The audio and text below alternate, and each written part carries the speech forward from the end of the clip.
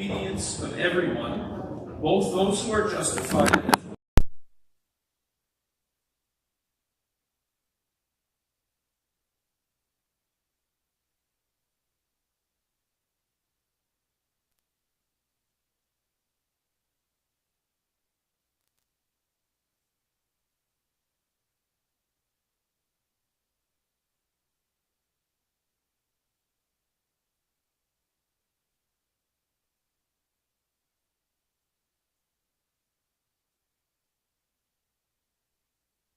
about the moral.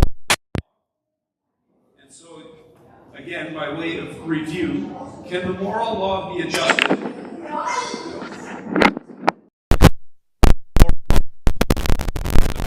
God decide upon the moral law?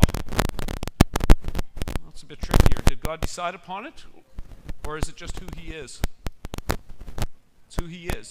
The moral law cannot, and I can't stress this enough, it cannot possibly be anything other than what it is. God himself cannot change the moral law.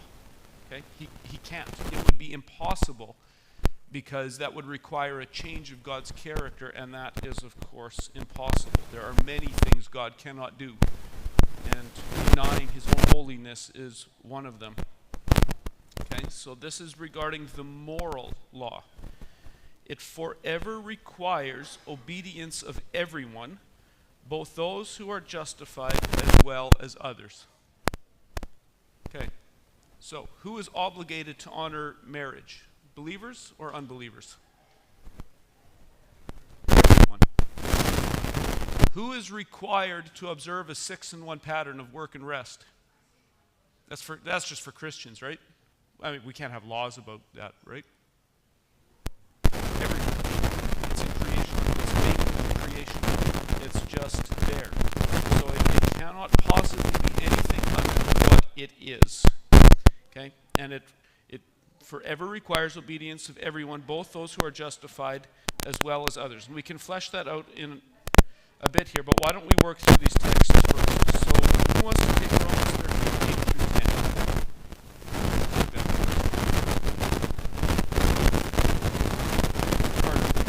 And James 2, 8 through 12. Who wants to take that? Nathan. Okay. Go ahead, Carter. Romans 13, 8 through 10.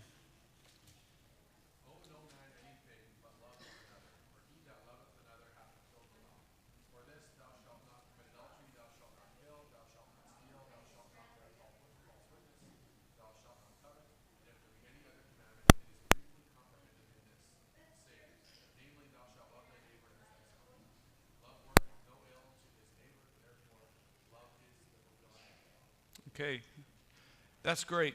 You see there in the teaching of Paul himself that love is the fulfilling of the law.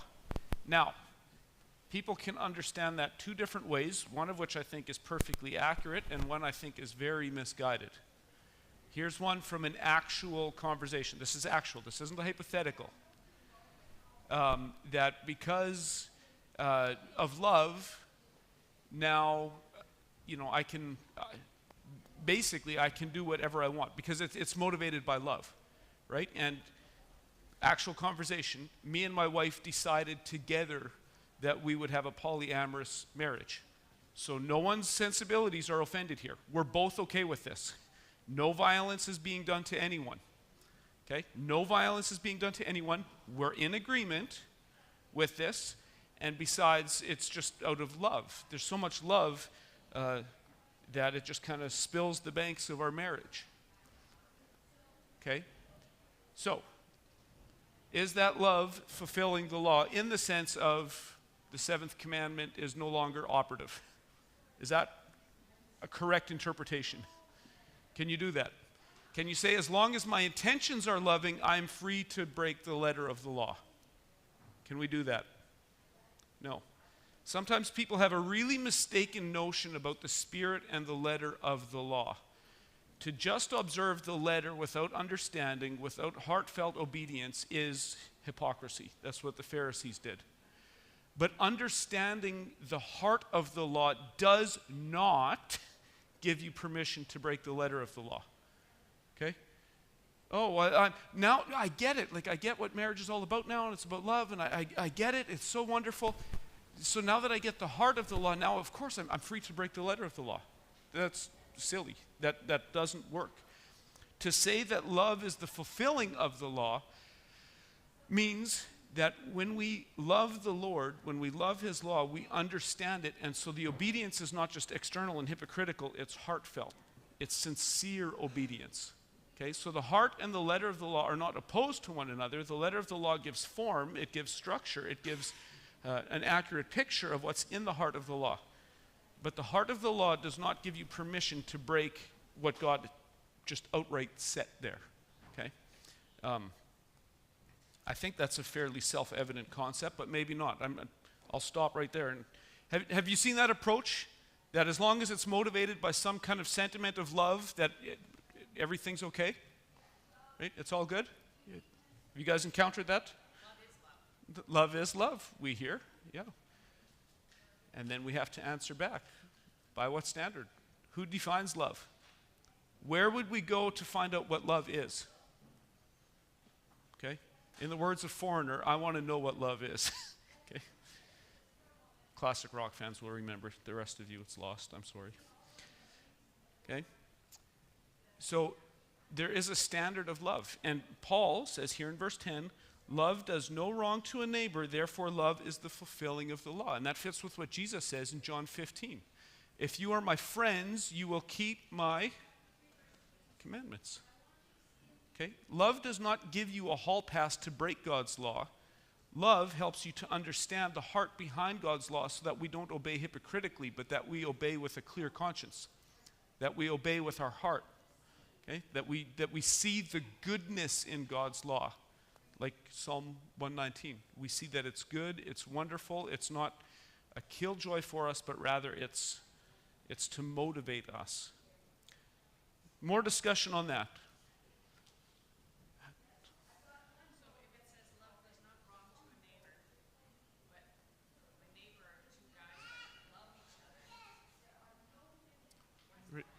What's loving?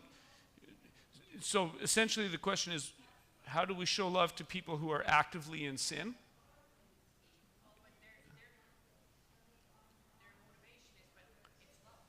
Okay, so you're talking about a misguided definition of love. Okay, so here is a question. This is a thought experiment. Is it possible for two men in a homosexual relationship to love each other? Is love possible in such an arrangement? This is going to really tear at the sentimental notions of love in our culture. It's impossible. It's self-love. It's love with a mirror. It is impossible for two people in a same-sex relationship to love each other. They may very well have warm feelings towards each other. They may think they love each other, but if God controls the dictionary, and he does, it is absolutely impossible for people in a sinful arrangement like that to love each other. Because if we think, I like John Piper's way of paraphrasing this. Love means looking after the interests of someone that has their best in mind in 10,000 years from now. And if you are doing something with someone that is going to throw you both into hell, that is not love. Okay? Adultery is incapable of love. Same-sex relationships are incapable of love. Fornication is incapable of love. None of those are loving. There may be warm and sentimental and we have kind feelings, but that's not love if God controls the dictionary. And again, he does, because love is the fulfilling of the law.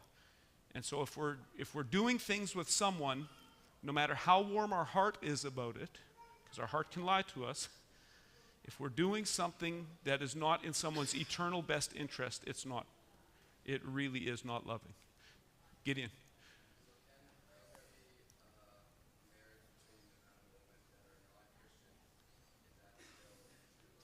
Okay, so Gideon's asking, and that's actually very relevant here to bring this back to the main point. So Gideon's asking, what about two non-Christians, a man and a woman, unbelievers? Can they love each other? And I would say the understanding won't be as great as a Christian couple But the unbelieving couple, we're talking like a normal heterosexual couple here, are not violating the laws of nature. They're still obeying reality. They're obeying nature.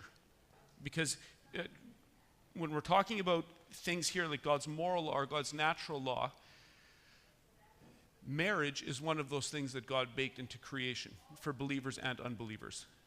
So when unbelievers get married, I'd say that's a good thing. It's better than actively sinning. Of course, for them to really understand what they're doing, they should become Christians. So they would understand the richness and the fullness of their marriage. But they're not sinning against creation, if that makes sense. Whereas you are sinning against creation if you enter into a one-flesh union with someone without any kind of covenant bonds, right? So to fornicate is unnatural. It's wrong. But there's nothing immoral about two unbelievers marrying each other. It's still good from a creational standpoint. It's just not getting to the bottom of what marriage is. They won't understand what they're doing, but they are obeying nature. Am I understanding that correctly? Yeah? Okay. And I know does this strike a little hard when the word love has strategically been redefined and used as a weapon against us, because Christians of all people should be loving, okay? So if I wanted to steer Christians, I would absolutely go after the dictionary, and I would pick words like love and tolerance to redefine, to steer Christians. But we have to think sharply about this. Lisa.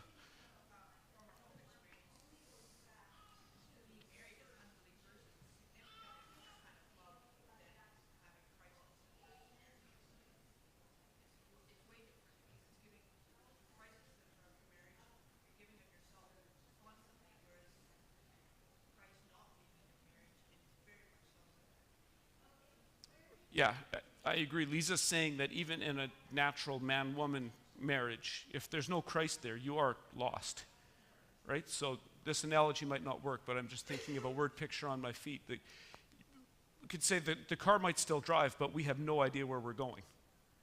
Whereas believers, the car works, and we have a clear idea of where we're going. There's a mission. That's right. You as Christians understand what's being communicated in marriage, and it's far more than just being roommates and having kids together, right? It's about displaying the gospel of Christ. So you can understand that. Unbelievers, they can't see past, well, this is like a good domestic arrangement. It's like stable way to raise kids. True, but they can't see nearly all the way down.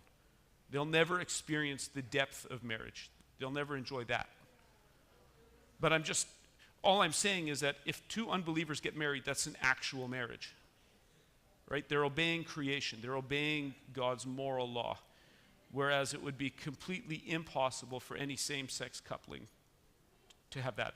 There is no marriage there. It just simply doesn't exist, right? Because it's a denial of reality. It's a denial of creation. There was another hand somewhere.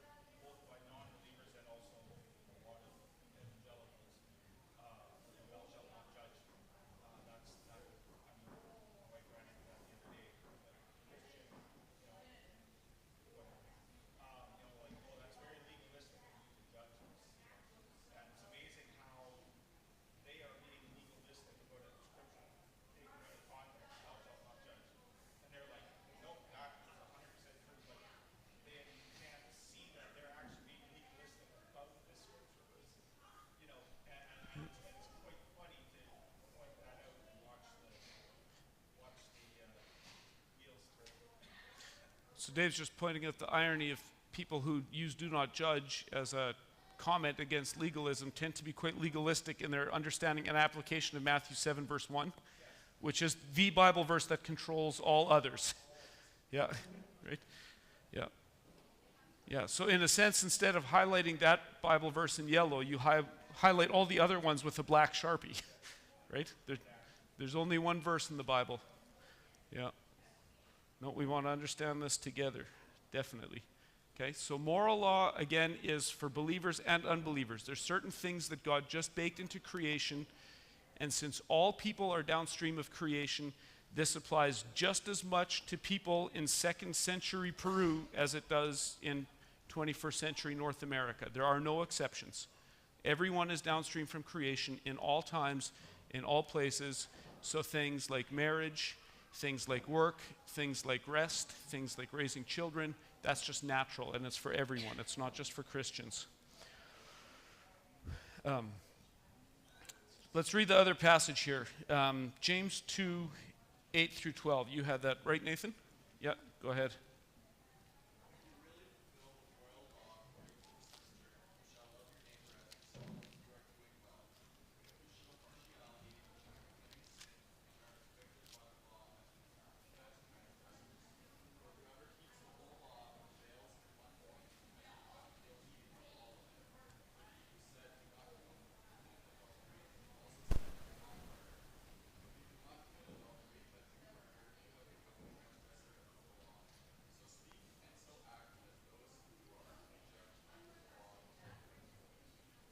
Okay, very good. Thank you, Nathan.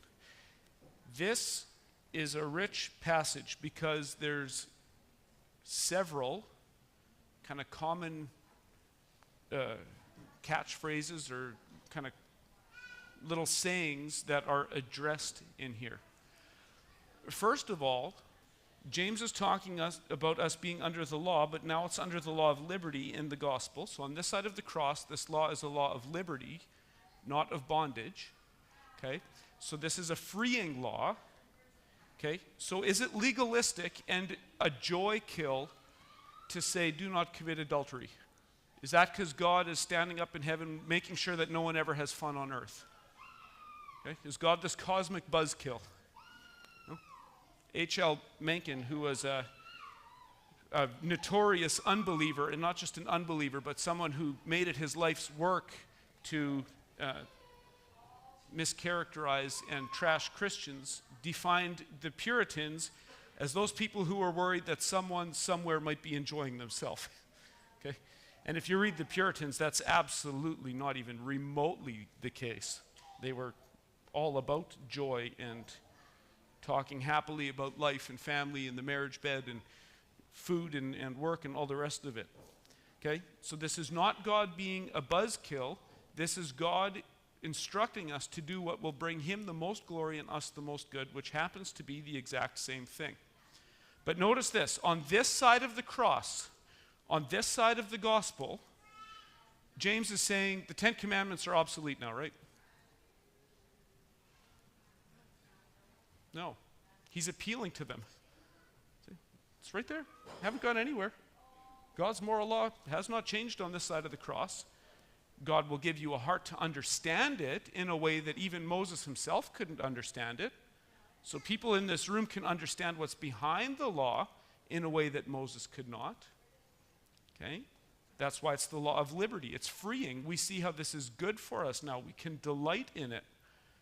But it's not abolished. It's not blown up. It's not annihilated. It's still there. Many times in the New Testament, you have New Testament writers appealing back to the moral law that was revealed either at creation or in the 10 Commandments and saying this is good. This is still the case. Okay? It's still there. It hasn't moved. God's character hasn't changed.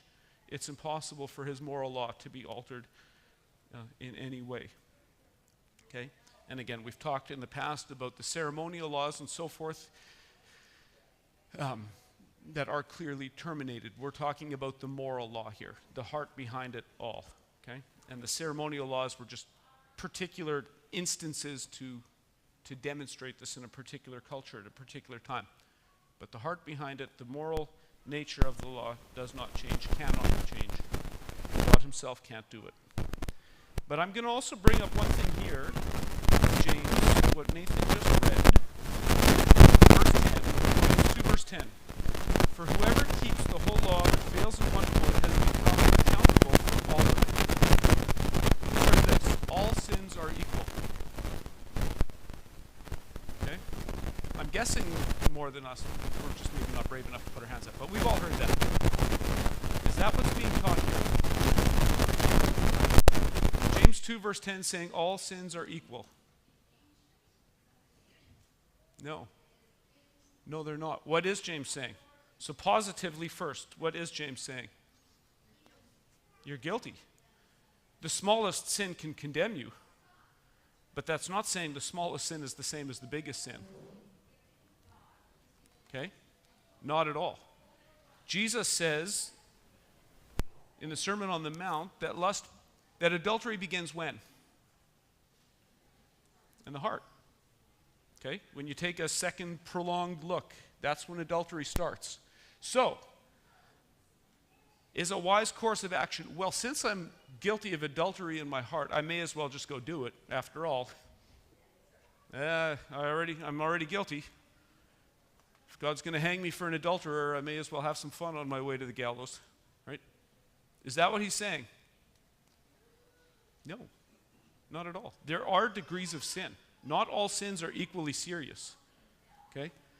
This is not teaching that all sins are equally serious. This is saying rather that any sin, even the small ones, are enough to condemn us. They're enough to establish the fact that we don't have a righteousness of our own.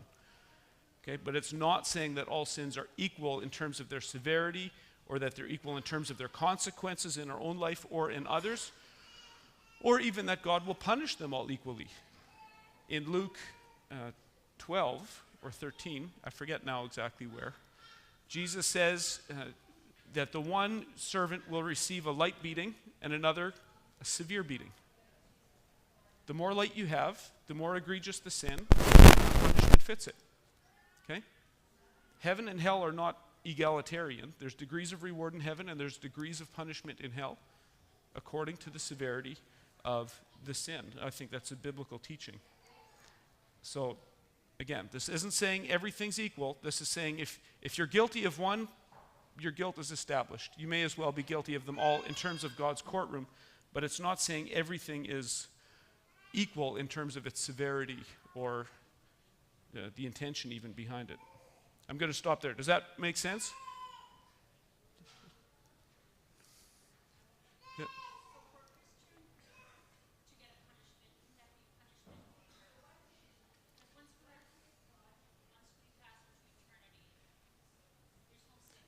Right.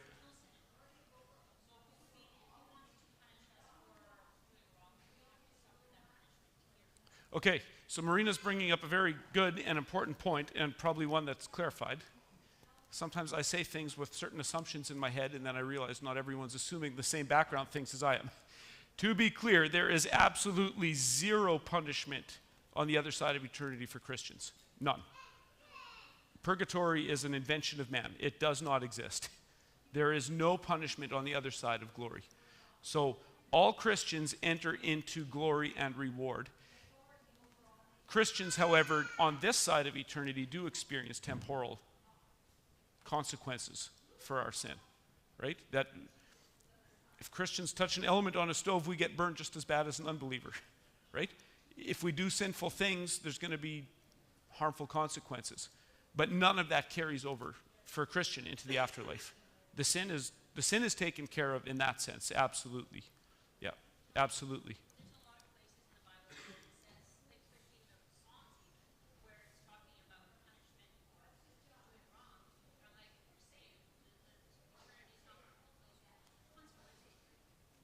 Right. Yeah, no believer is punished in eternity, not even in the slightest. Christ took that once for all. For an unrighteous person whose sins have not been atoned for by Christ, I do believe the biblical teaching is there are degrees of severity. Right? I do think that's what Jesus is teaching. The more light you have, the more severe the punishment. Right? I do believe that's the plain teaching of Luke chapter, I think it's 12. But for Christians, no, that is not the case. Temporal consequences may happen. And forfeiting rewards in heaven can also happen for Christians. And I think we don't think about that a whole lot, that there are degrees of reward in heaven. Yeah.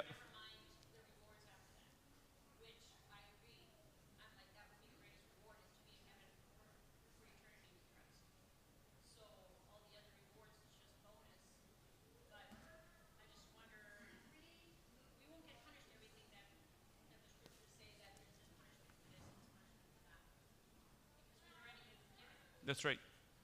Yeah, there's no punishment for us. But I think if we're truly living on the fuel that we're designed to run on, which is God's glory, why would we not want to maximize our level of reward in heaven? Right? To send our treasure on ahead of us. Yes, I agree. It is. The scraggliest sinner will be perfectly satisfied in heaven. But the longer we walk with the Lord, the more we should say, why wouldn't I want to send as much treasure ahead as possible for God to get maximum glory in the way he worked in my life, right? Christians should think that way, but you're right. There's only two, even if there's degrees of reward and punishment, there's only two outcomes, guilty or innocent in God's courtroom. That's it. There's heaven and hell. There's nowhere else in that sense. That's absolutely true. More on this.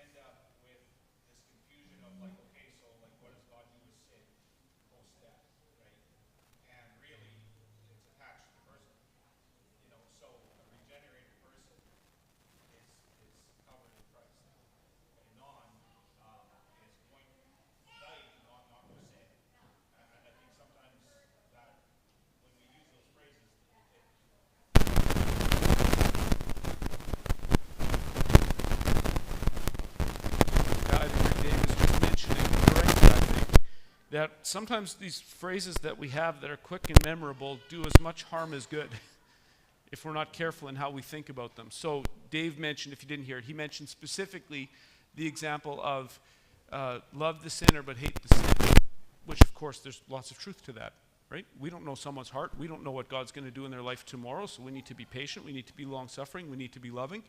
And there is a sense, of course, in which God does love everyone, right? He sends his rain on the just and on the unjust. But that's a long step to say that God loves everyone in a saving way. Because Dave is correct. And it says explicitly in the Bible, multiple times, and this is uncomfortable, God hates the violent man. It doesn't say God hates the violence. He does. God hates the man. He hates him. God is angry at the wicked all day long. That's just as much in the Bible as God sends rain on the just and on the unjust. There is a sense in which God hates not just the sin, God hates the sinner. He really does.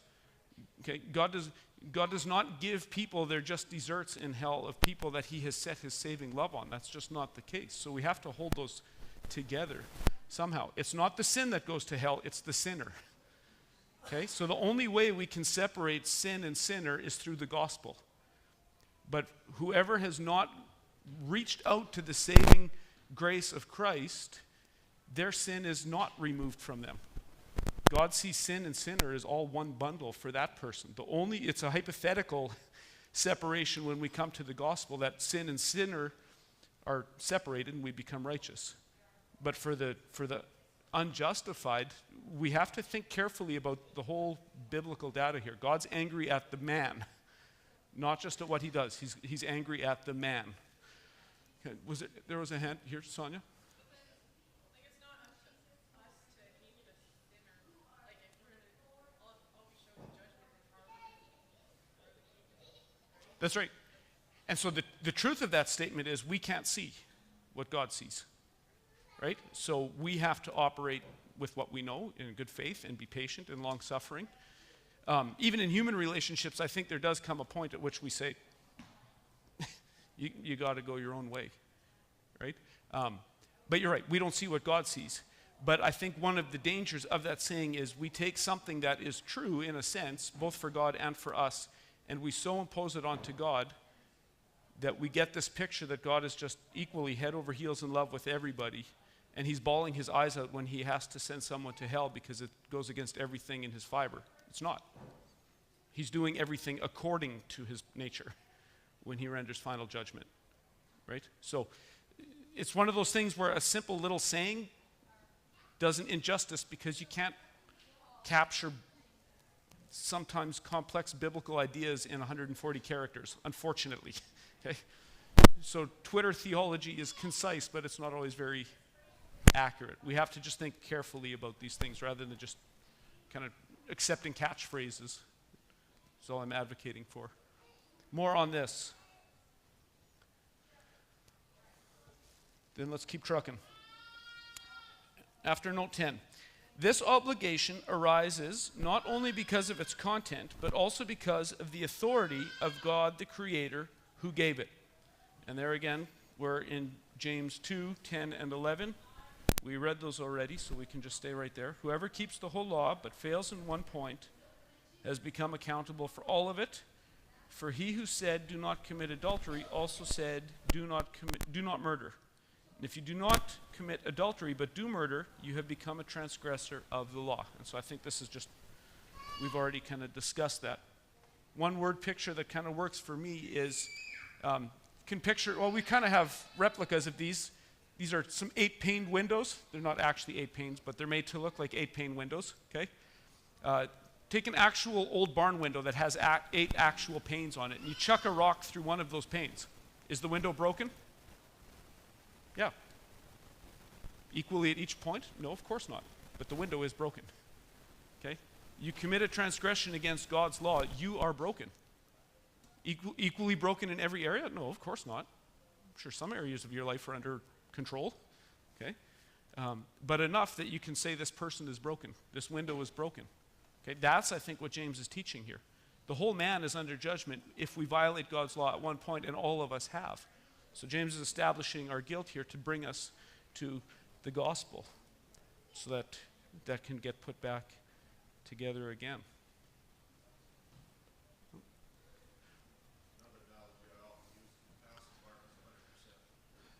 Yeah. Yep. No, that's Don's just saying, if you didn't hear that, another way to phrase the same exact thing is that a pass in God's courtroom is 100%. So if you get 99.9%, you fail. Okay? Which shows the foolishness of trying to save ourselves by the law. Staying under the yoke of the law and trying to work our way to heaven is nonsense. If you were supposed to swim from breaststroke your way from England to North America, it doesn't matter whether you made it 1 mile or 10 miles. You're sunk. You're sunk. Okay? It has to be by grace. We will not make it on our own. We will not make it by law keeping. Never. Our guilt needs to be established so we can go to the gospel.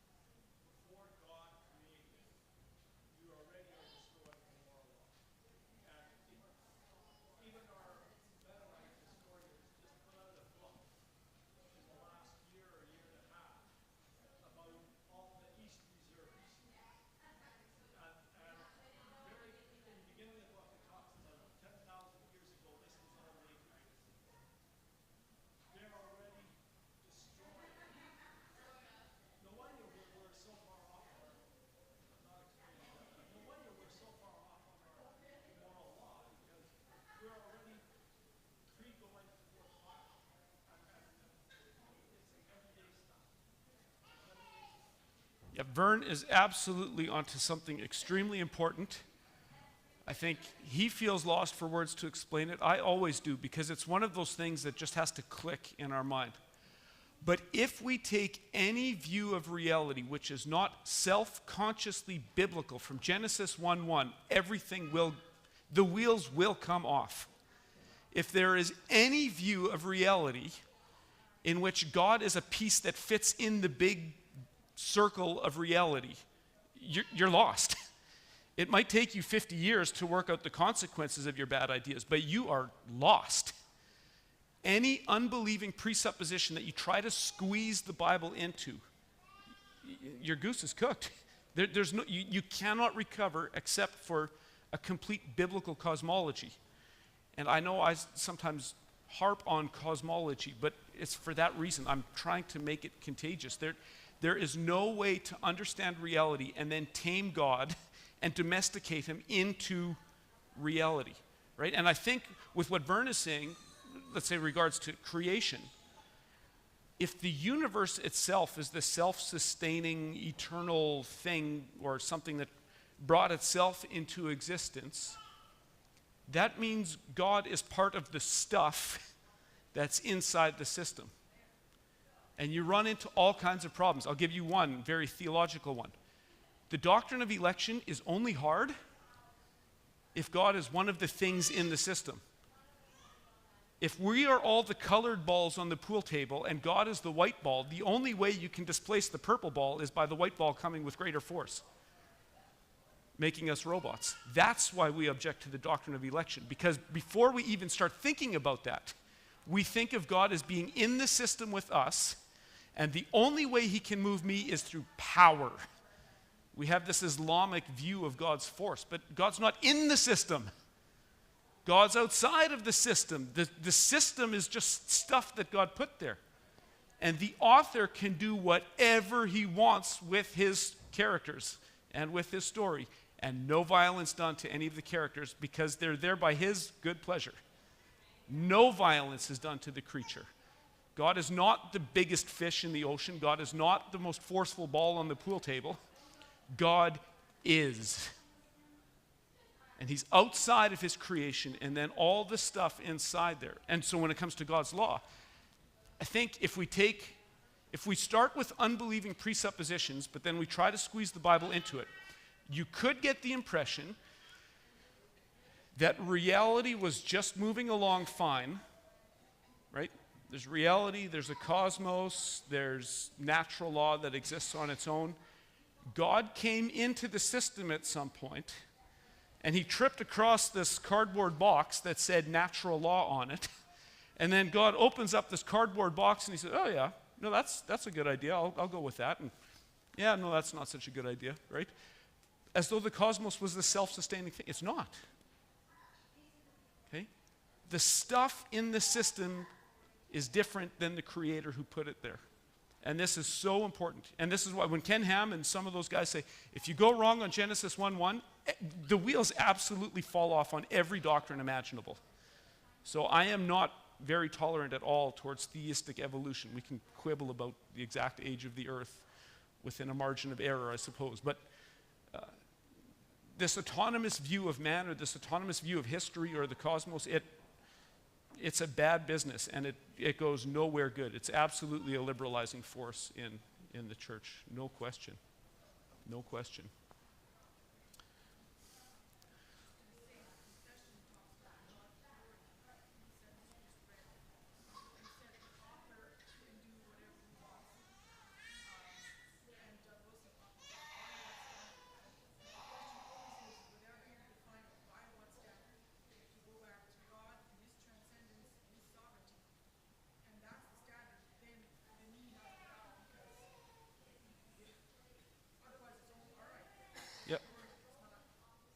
Yep. No, I was just saying too that by what standard question persists.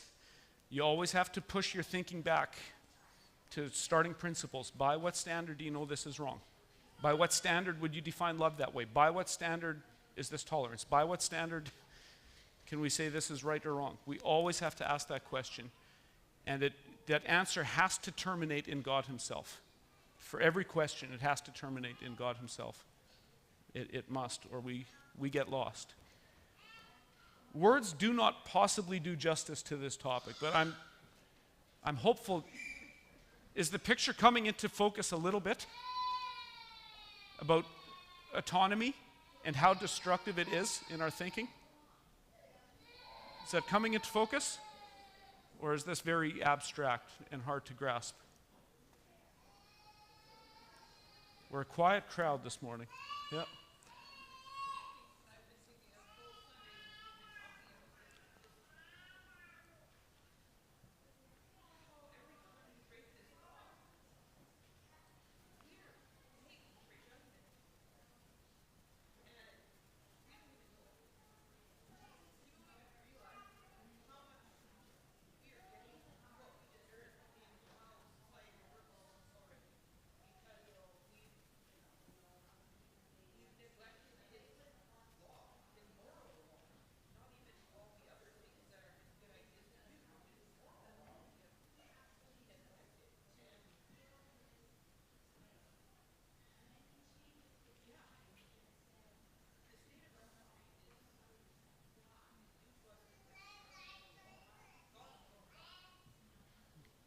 Yeah.